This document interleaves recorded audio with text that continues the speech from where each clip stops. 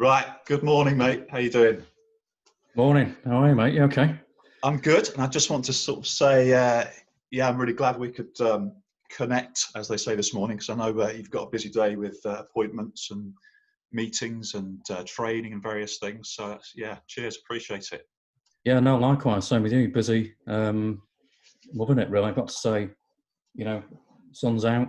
Guns aren't out. I haven't got any at the minute, but but yeah, it's just good to help people and keep busy and so on. But hey, I like your hat. What's that, mate? I like your hat. It's like Oh. like a grey fez, not like Tommy Cooper. There we go. It's perfect. It's like That's that. putting me off now. Okay. There we go.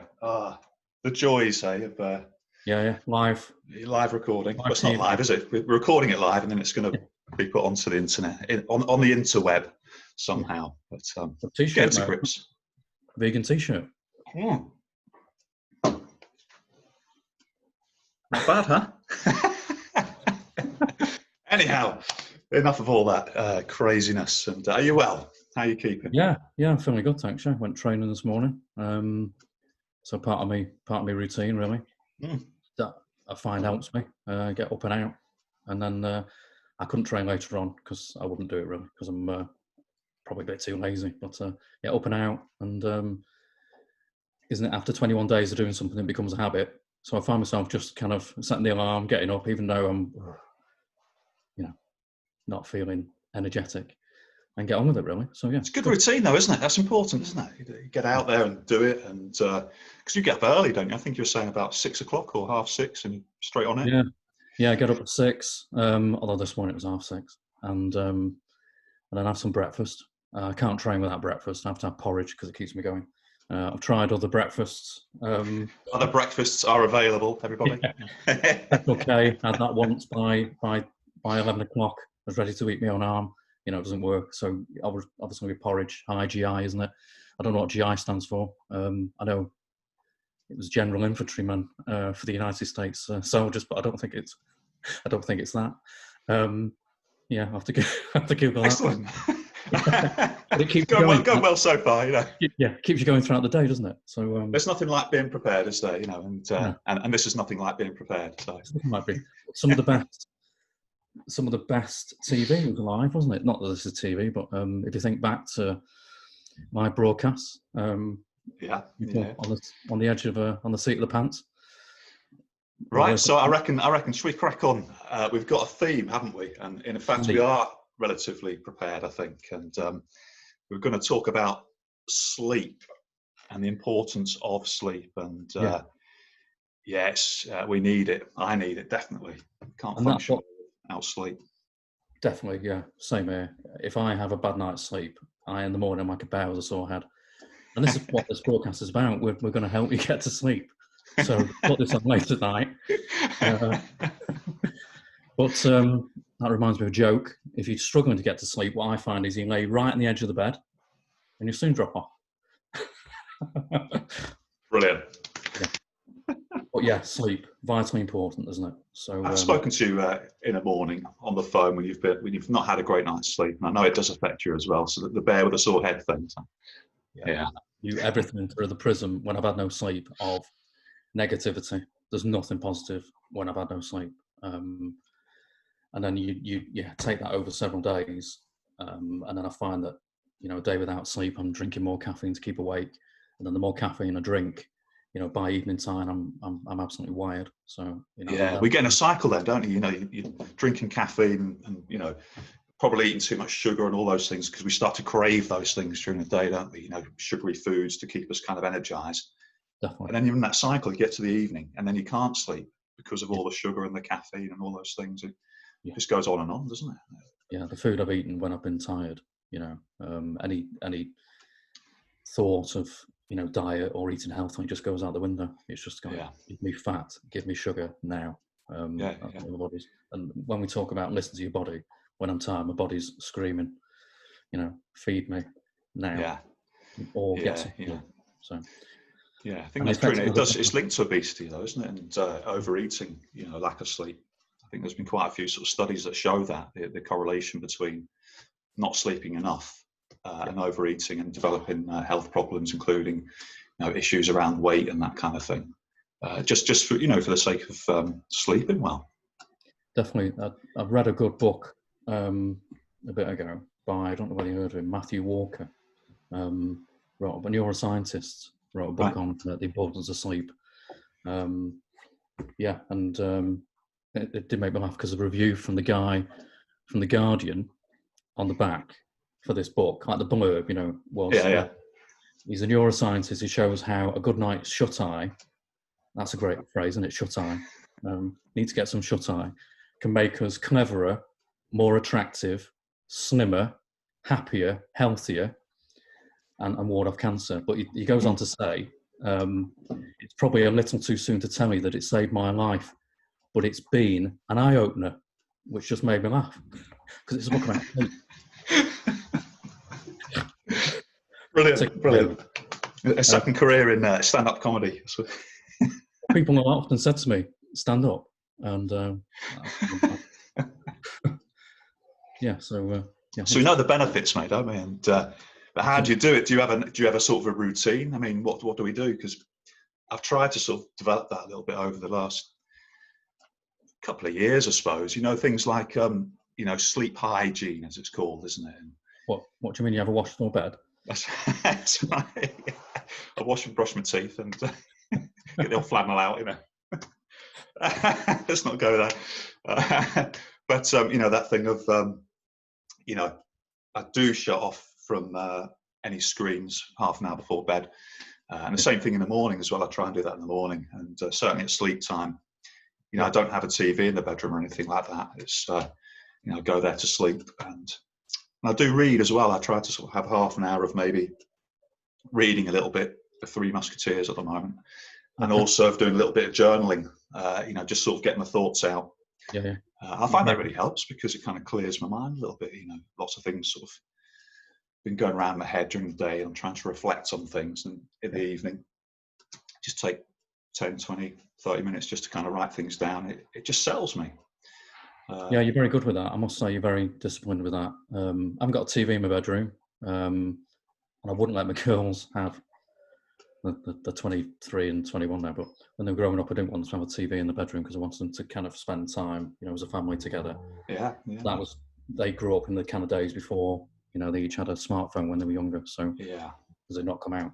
And I don't like a TV in the bedroom, but I must admit sometimes if I wake up in the middle of the night, I do have the phone by the bed, and I might check and see what's happening on BBC News and see if anything profound's happened. And I shouldn't, because then if I do, then I'm wide awake.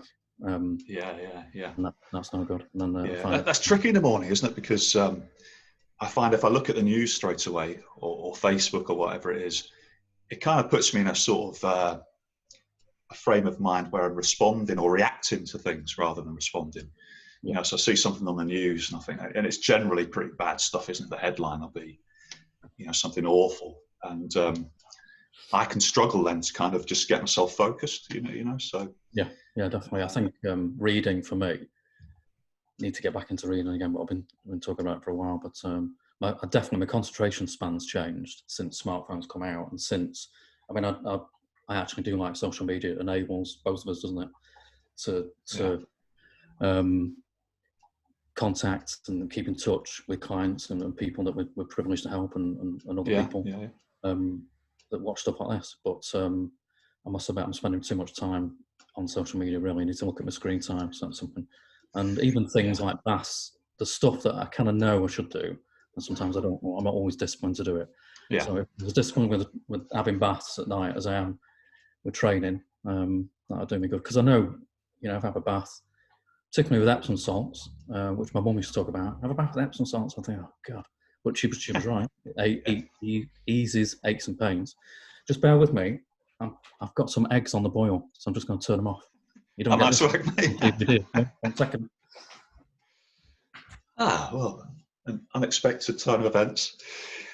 You're all right, mate. I was then holding the fort. It was a bit like Anton Deck then, I had to sort of hold the fort a little bit while he went off and, In fact, speaking of that, I've noticed that we're always, John and Danny. So we are becoming like Ant and Dec. So when I actually see you for a brew at some point in the future, I've got to make sure I stand on the right side. You know what I mean? So it's always, Yeah, I've turned them off because they were boiling, so they've had enough.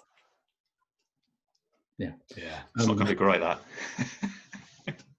So, yeah, sleep. And there's resources, isn't there? You mentioned sleep hygiene, which when I first heard the phrase sleep hygiene, what does that mean? But, all the things that we talked about to do to help us get to sleep. And we do take sleep for granted, don't we? Yeah. We don't understand the importance of it, lots of us. We kind of presume that we can get along with, a few hours, and we can't. It's restorative, isn't it? We need the sleep to be able to kind of cope with life. And there's lots of resources that people can search for. NHS is a great one. Yeah, I was going to try and share a screen, but I don't know if I've got the technical knowledge of how to do that. I might have a look, but yeah, there's good resources. NHS is pretty good, I think, because generally the information, there's loads and loads of information around health and also mental health. And they do kind of, it's good information because it's backed up with research, and they link the research to it. Because there's a lot of stuff on the internet, isn't there? If you look at anything, you get, 1,000 kind of results, and some of it is a little bit questionable in the quality. So, in the same respect, on social media, you get experts, don't you? Yeah. All over the place, giving advice when actually, do they really know what they're talking about? And whereas the NHS website, a credible source of information, isn't it? You're right. Let's have a look at this. Yeah, it's the technology. Here we go. All right, let's see if we can do this. Hey, it's working. Yeah. Fantastic. Sleep boosts immunity. How's that? Which is really important in this current climate, I think, isn't it? Because with all the concerns around coronavirus, I'm not, don't take me for a doctor, I'm not, but if we can boost our immunity in some way, it's got to be a good thing, surely. Yeah, definitely. Can slim you, which we've mentioned, haven't we? And the mental well-being, which, as it says there, one single sleepless night can make you irritable and moody the following day. And may lead to long-term mood disorders such as depression and anxiety. That's huge. That's huge. Yeah. And that's interesting there, isn't it? Because it says that people with anxiety and depression were surveyed to calculate their sleeping habits. It turned out that most of them slept for less than 6 hours a night. Yeah. Yeah, I couldn't cope on 6 hours. I need 7.5, 8 hours. Otherwise, it just affects my mood. I know it does. I get irritable. I get a bit grouchy with my kids and things like that. And then I don't know, I just have a sort of less satisfying kind of day. Everything's just a little bit, like you said before, I view everything slightly negatively. It's no good. Yeah. Diabetes, Yeah, absolutely. And the effect it has on that. And it says that it may lead to type 2 diabetes because it changes the way the body processes glucose, which everybody can see. Sleep increases sex drive. Wards off heart disease. So its effects. It's huge. Yeah. It's huge. There we go. I'll get back to normal screen. It worked. Yeah.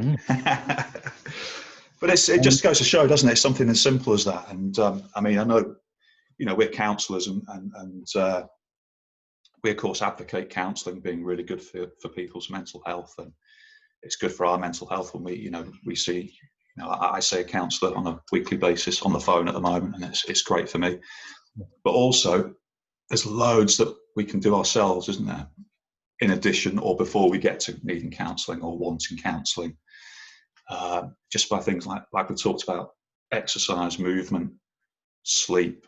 Perhaps we'll talk about food and things like that at some point as well. Definitely. Massive thing, nutrition. It's interesting that what you said then about us doing stuff before we see a counsellor, because I see a counsellor every week, and as opposed to when I used to see a counsellor 15 odd years ago, I tell everybody that I see a counsellor because I'm trying to reduce stigma myself, really. And, this counsellor, she helps me as yours does you. so that we can then in turn help other people. But yeah, there are some things that we can do ourselves really, and you're particularly very good at that because you're more disciplined with the sleep aspect. Been getting better, but it's taken some work. I think it's like anything; it just takes work, doesn't it? And I mean, I don't get it right all the time. You know, in fact, this week I've had a couple of nights where I haven't slept as well as I like to, or as long as I like to, and I know that's, you know, I've got into that little slight cycle of feeling a bit stressed out, and there's been nothing sort of terrible happening, but I've had a few things to kind of navigate, and a few challenges, and I felt some stress because of that.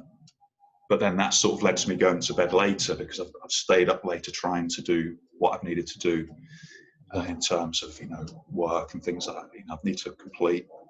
And then I've gone to bed late, got up early to sort of crack on with things, but it's affected me, and I can feel it after 1 or 2 nights. Yeah, has an attritional effect, doesn't it? And it really does. Absolutely. And there's been loads of studies. I'll never forget when I was in the Navy. I do sound like Uncle Albert from Rolling Fields and Horses, but I'll never forget working shifts on the Navy as a radar operator.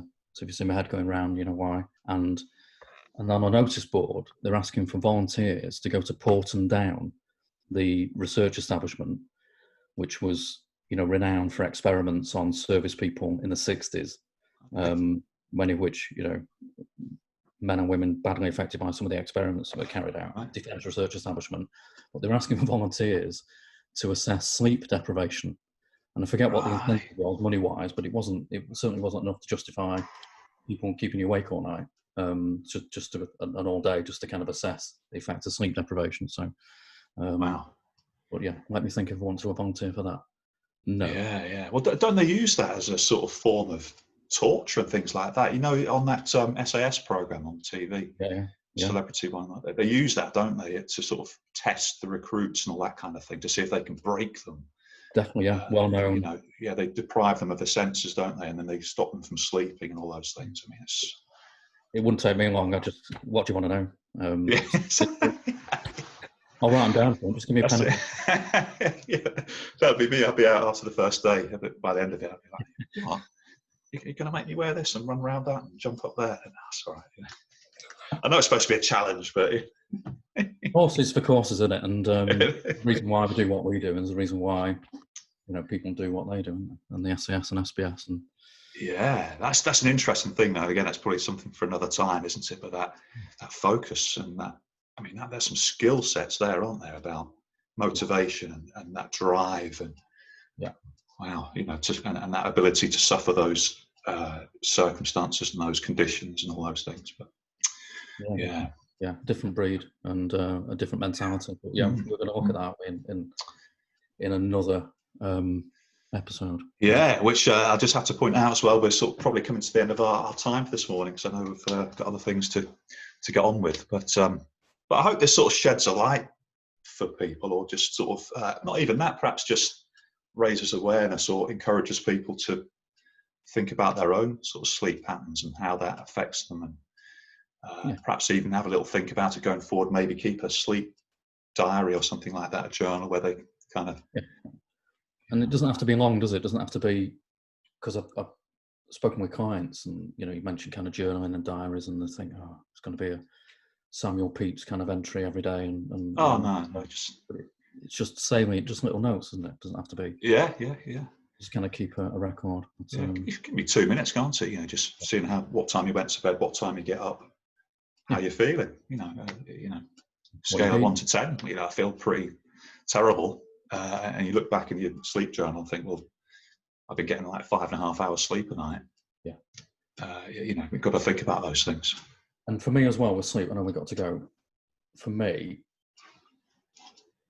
for it not to be an issue, I think we can, for just me personally, if I overanalyze sleep and look into it too much, just mean there's things that I need to do, but once I think about it too much, then you know, I can easily get stressed out. So yeah. Thinking about it's important, but not obsessing about it. Yeah. I'm glad you mentioned that, because that can be the flip side of these things. So that's a flip side of kind of learning about ourselves, isn't it? That it's good to learn, it's good to get some knowledge, but then, you know, we shouldn't be beating ourselves up about the things that we don't do so well in, or the things that we want to improve. it's just a case of accepting where we're at, and that's okay, and then just trying to make, you know, small incremental changes in various parts of our life. But yeah, we definitely don't want to fall into that trap of, oh, I can't do this and I should be doing this better. And it's not about that, it's just about the small changes and thinking about things a little bit. Yeah, have your routines, but have fun as well. Absolutely. Have fun and enjoy yourselves. So that's us, isn't it? Yeah, that's it. So yeah, and this will be on Facebook, it'll be on YouTube, and it'll be on SoundCloud. Yeah. Which I like SoundCloud because there's loads of stuff you can listen to and podcasts, you know, doing the washing up and the hoovering, and listen along. Podcasts are good, aren't they? Yeah. So, all right. Have a good weekend, mate, and I'll see you next week. Yeah. And if anyone's out there, if you want to sort of get in touch with us and, you know, suggest things for the future or comment on anything you've heard today or add to it or challenge anything, or, you know, if you've got anything to say, we'd like to hear it. Yeah, give us your experiences, you know, tell us what you think also about these broadcasts as well. What could we do better? Maybe not wear a fez at the beginning of the show and also have to turn the eggs off before the show starts. You know, little things like that. And also big things. It's, you know, it's an interaction. We're learning as we go, aren't we, mate? So that's, you know, we're not broadcasters. We're not Gary Lineker and no. Who's the other one? I don't know. Alan Shearer. Who would be Lineker and who would be Shearer? Yeah. I think actually, rather than Lineker, it's best to think of Ian Wright and Alan Shearer.